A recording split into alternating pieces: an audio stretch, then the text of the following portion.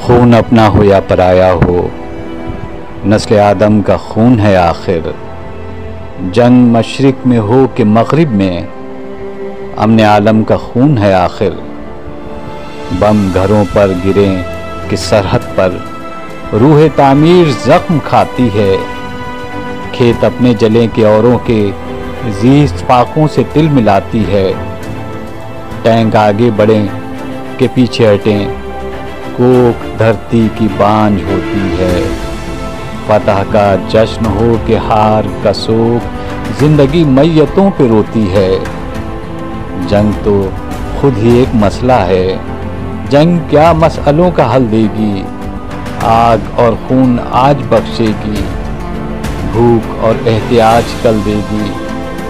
इसलिए ऐ शरीफ इंसानों, जंग टलती रहे तो बेहतर है। आप और हम सभी के आंगन में शम्मा जलती रहे तो बेहतर है।